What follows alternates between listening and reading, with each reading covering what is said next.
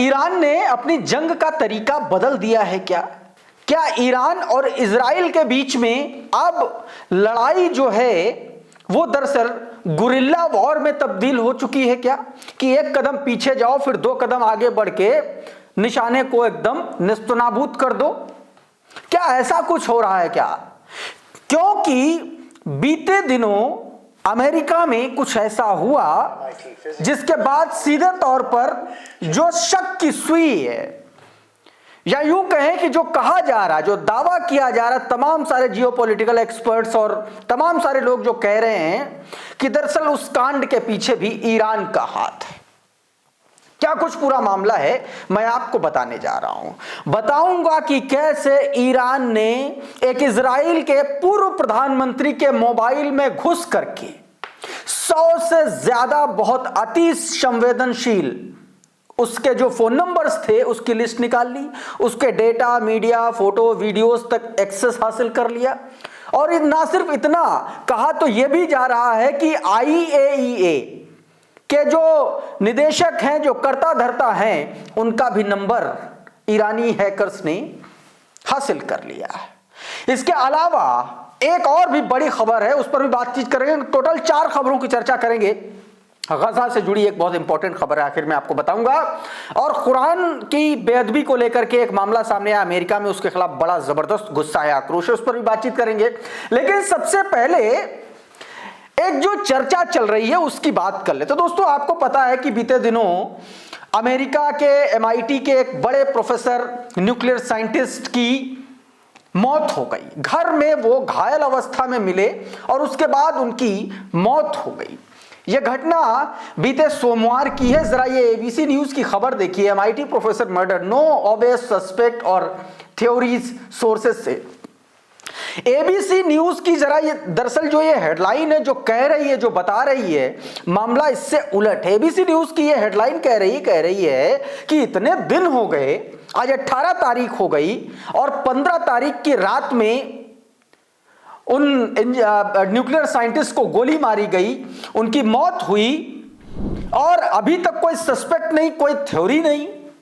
तो क्या इसके पीछे कोई बड़ा इंटरनेशनल कॉन्फ्लिक्ट है क्या? कोई बड़ी इंटरनेशनल कॉन्स्पिरेसी है क्या? सवाल इस पर भी खड़े हो रहे हैं। लेकिन जो ABC न्यूज कह रहा है, वो कह रहा है कि nearly 2 days after Massachusetts Institute of Technology professor was shot and killed at her home in upscale Brookline Massachusetts. Brookline इलाके में, मैसाचुसेट्स के ब्रोकलाइन इलाके में एक बड़ा संवेदनशील, बड़ा VVIP इलाका जहां पर वो रहते थे, वहां पर इतनी बड़ी घटना को अंजाम दे दिया जाता और अभी तक सरप्राइजिंगली इस पर कोई एक्शन नहीं हुआ, ना कोई सस्पेक्ट है ना कुछ। और इसीलिए कहा जा रहा है कि यह मामला कहीं क्रॉस बॉर्डर का तो नहीं समझ में आ रहा है।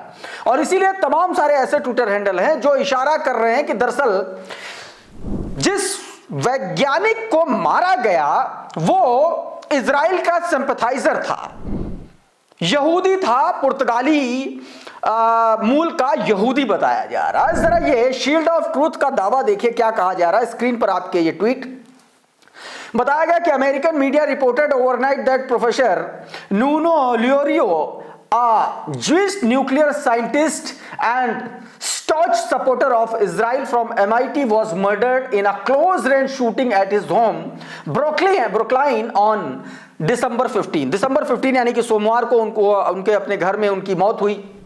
और उसने जो दावा किया वो मैं आपको बताता हूं। जरा ये तस्वीर देखिए। ये तस्वीर उन्हीं परमाणु वैज्ञानिक के घर की है, उनके फ्लैट की है, जहां पर देखिए उनकी खिड़की पर क्या लिखा हुआ है, रखा हुआ है, stand with Israel.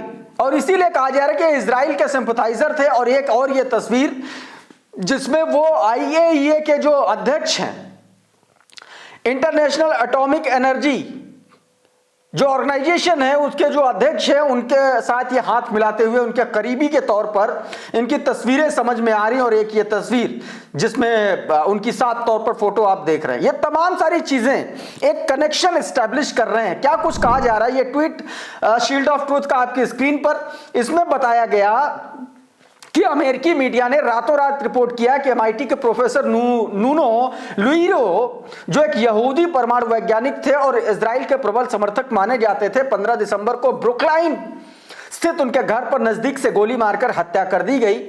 Neuro लुइरो nuclear fusion और प्लाज्मा फिजिक्स के क्षेत्र में एक बड़े साइंटिस्ट थे, यह कहा जा रहा है। लेकिन अब जो जांच की सुई है दोस्तों, वो कुछ और ही इशारा कर रही है। वो मैं आपको सबसे पहले दिखाता हूं। जरा ये दोनों ट्वीट आपकी स्क्रीन पर हैं, ये दो दावे, और इसके अलावा और भी तमाम सारे ऐसे दावे, ऐसी खबरें चर्चा चल रही। एक ये साइड बाय साइड आप मेगाट्रॉन का ट्वीट देखिए और दूसरी तरफ ये आरटी का ट्वीट देखिए, और इन दोनों ने ही इजराइल के एक बड़े अखबार जेरूशलम पोस्ट के हवाले से यह कहा है कि Israel starts examining intelligence that suggest Iran connected to murder of nuclear scientist Nuno Loureiro of MIT nuclear Boston. Jerusalem Post कहा, यह दावा यह किया गया कि अब इजराइल जो है इस एंगल से, इजरायली इंटेलिजेंस एजेंसियां इस एंगल से इस मामले की जांच कर रही हैं कि इस पूरे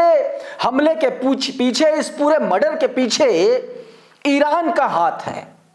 और अगर ईरान का हाथ है तो आप ये समझिए कि इजराइल जिन तकनीकों को, जिन तरीकों को अपनाता था, दरअसल वही तरीके अब इजराइल पर भारी पड़ने लगे।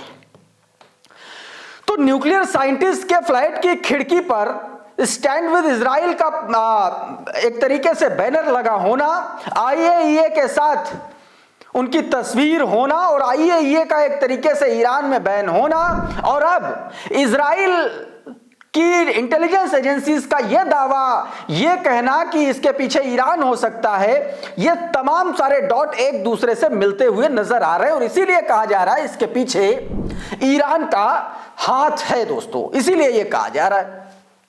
इस बीच एक और मामला सामने आया। करंट रिपोर्ट ने एक ट्वीट किया जिसमें यह दावा किया कि ईरानी हैकर ग्रुप हंडाला, उसने इजराइल के पूर्व प्रधानमंत्री नफातली बेनेट का फोन हैक कर लिया।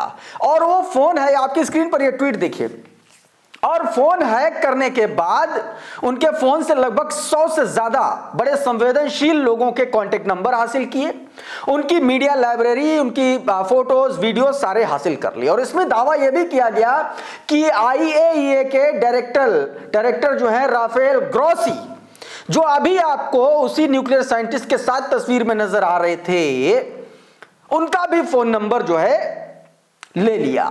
यानी कि ईरान हर तरीके से इजराइल को, एक तरीके से आप कह सकते हैं कि इजराइल के पीछे लगा हुआ है। ऐसे कम से कम इन खबरों से, इन तस्वीरों से यह बात समझ में आ रही है, तस्वीर बन रही है। और इसीलिए यह कहा जा रहा है कि ईरान हर मोर्चे पर अपनी तैयारी पुख्ता कर चुका है। आप बॉर्डर पर आमने सामने लड़ें, आप गुरिल्ला वॉरफेयर करें, आप टेक्टिकल वॉरफेयर करें, आप इंफॉर्मेशन वॉरफेयर करें, आप साइबर वॉर करें, हर तरफ से ईरान ने एक तरीके से इजराइल को अपने पंजे में जकड़ने की कोशिश की तैयारी एक तरीके से शुरू कर दी। और वो दिख रहा है, समझ में आ रहा है, अगर इन बातों में जरा सा भी तथ्य है। और मैं ये बात इसलिए आखिर में कह रहा हूं क्योंकि इस तरीके की खबरों का कभी कोई पुख्ता प्रमाण आपको मिलेगा नहीं, क्योंकि ये बहुत सेंसिटिव इंफॉर्मेशन होती है। कयासों से, स्पेकुलेशन से और तमाम अलग अलग छोटे छोटे सोर्सेस से मिलाकर के इस तरीके से खबरें ये बनती हैं, और इसीलिए ये कहा जा रहा है। इस बीच दोस्तों, करंट रिपोर्ट ने एक और दावा किया। यह दावा लेबनान से जुड़ा हुआ, हिजबुल्लाह से जुड़ा हुआ है।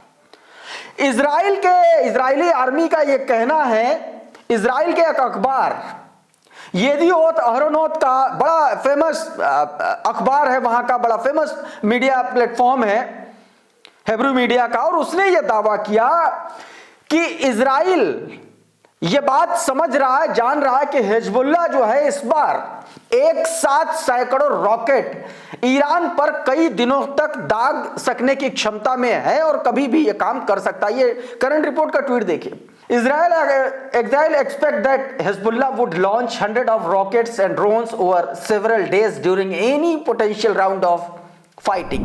अगर किसी भी तरीके की जंग, किसी भी तरीके की लड़ाई होती है तो हिजबुल्लाह के पास अभी भी वो ताकत है कि वो कई दिनों तक सैकड़ों ड्रोन और सैकड़ों मिसाइलें, वो सैकड़ों रॉकेट वो दाग सकता है इजराइल पर।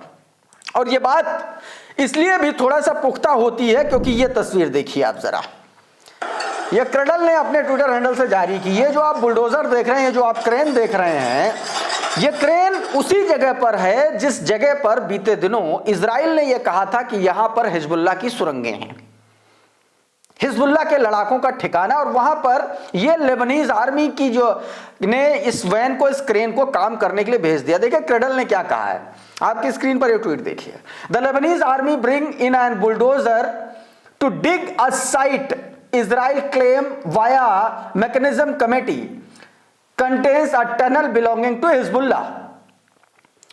मैकेनिज्म कमेटी को इजराइल ने इसी जगह पर यह कहा था कि यहां पर हिजबुल्लाह का ठिकाना है, टनल है, और वहीं पर लेबनीज आर्मी अपना बुलडोजर लेकर के पहुंच गई है। तो ये बात एक तरफ और इशारा करती है कि क्या लेबनीज आर्मी और हिजबुल्लाह, इन दोनों के बीच में सारा मामला जो है सेटलमेंट हो चुका है और दोनों साथ में आ चुके हैं क्या? क्योंकि जिस तरीके से बीते दिनों में इजराइल ने हिजबुल्लाह पर लेबनान के सदर्न लेबनान में खास तौर पर बेरूत पर जिस तरीके से हमले किए, उससे यह बात समझ में आ रही है कि अब लेबनीज आर्मी और हिजबुल्लाह ये दोनों शायद एक साथ मिल करके काम करना शुरू कर चुके हैं। इस बीच एक और दावा किया गया, गजा से यह खबर है आपकी स्क्रीन पर। इसमें दावा किया गया that Israeli occupation is using drone and food aid to smuggle drug into Gaza. Gaza में ड्रोन और फूड जो ऐड है उसके माध्यम से वो गजा में नशे की खेप, ड्रग जो है वो पहुंचाने का काम कर रहा है। और इससे गजा के जो युवा हैं, जो यूथ हैं, उनको नशेड़ी बनाने की एक साजिश, एक तैयारी इजराइल जो है वो कर चुका है। दिसंबर 2 की खबर है, the Palestinian tribal and clan council warned that the Israeli occupation was facilitating the smuggling of large quantities of narcotics in Gaza, a systematic attempt to target Palestinian youth while food, medicine and essential aid remain blocked।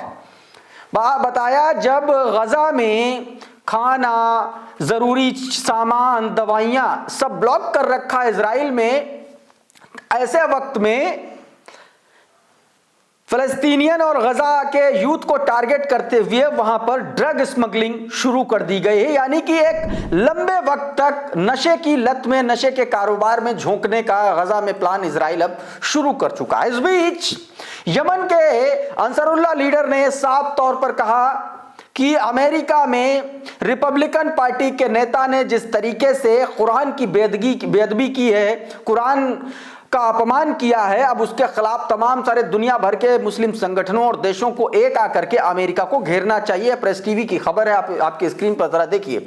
इसमें यही बताया गया है, इसमें बताया गया the leader of Yemen Ansarullah resistance movement that has strongly condemned the recent insult to the holy Quran by the US congressional candidate, calling on Muslims worldwide to take a firm stand in defense of their sanctities।